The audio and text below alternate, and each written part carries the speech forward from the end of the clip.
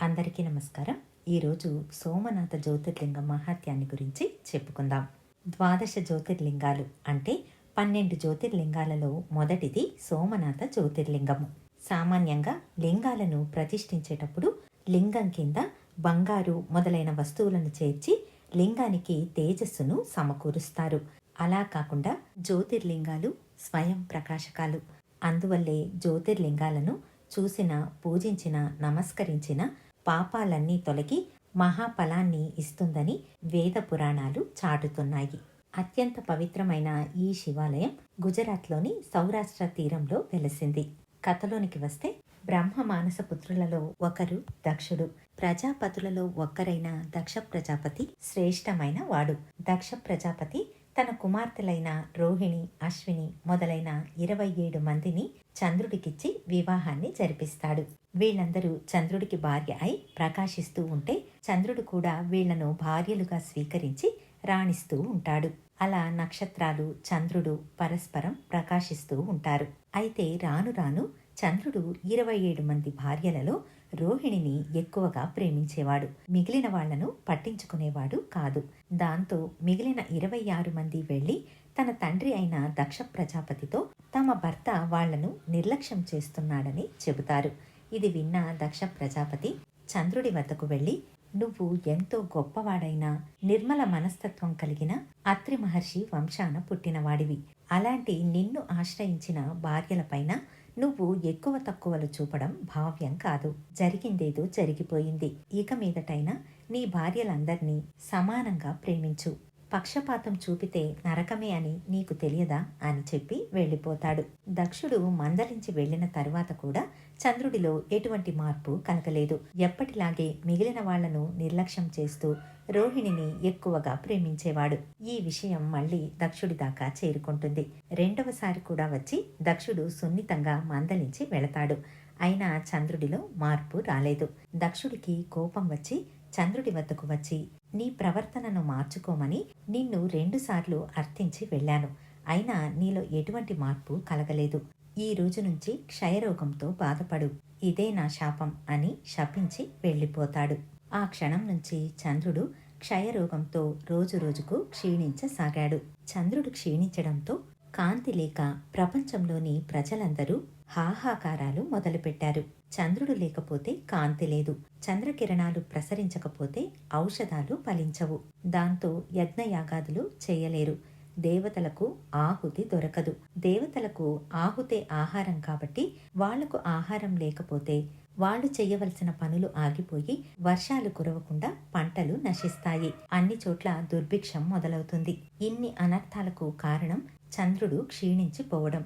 అప్పుడు దేవతలందరూ మహర్షులను వెంటబెట్టుకుని బ్రహ్మదేవుడి వద్దకు వెళ్లి చంద్రుడి వల్ల తమకు కలిగిన అనర్థాలను వివరించి దుఃఖిస్తారు. ఇంతకు ముందు కూడా చంద్రుణ్ణి నేను, అత్రి మహర్షి హెచ్చరించాము. అయినా అతడిలో మార్పు రాలేదు. అందువల్లే దక్షుడు అతడిని శపించాడు. అయితే దీనివల్ల లోకానికంతటికీ హాని కలగబోతోంది. అందుకని నేనొక ఉపాయాన్ని చెబుతాను, దానిని చెయ్యండి. దేవతలందరూ చంద్రుడితో పాటు ప్రభాసం అనే పుణ్యక్షేత్రానికి వెళ్ళండి. అక్కడ మహామృత్యుంజయ మంత్రాన్ని అనుష్ఠానం చేసుకుని శివుడిని ఆరాధించండి. చంద్రుడు ఒక పార్థివ లింగాన్ని తన ముందు ఉంచుకుని రోజు ఈ మంత్రాన్ని జపించాలి. అటుపై శివుడు ప్రత్యక్షమై అతడి క్షయరోగాన్ని పోగొడతాడు అని చెబుతాడు. దేవతలందరూ బ్రహ్మదేవుడికి నమస్కరించి చంద్రుడిని వెంటబెట్టుకుని ప్రభాస క్షేత్రానికి వెళతారు. అక్కడ పవిత్రమైన నదీ తీరంలో శివలింగాన్ని స్థాపించి మృత్యుంజయ మంత్రాన్ని జపిస్తూ అర్చించడానికి అన్ని ఏర్పాట్లను చేసి దేవతలు, ఋషులు చంద్రుణ్ణి అక్కడ వదిలి వెళ్ళిపోతారు. తరువాత చంద్రుడు కఠినమైన నిష్ఠను ఆచరిస్తూ మహామంత్రాన్ని జపిస్తూ శివుణ్ణి 6 మాసాలు పూజిస్తాడు.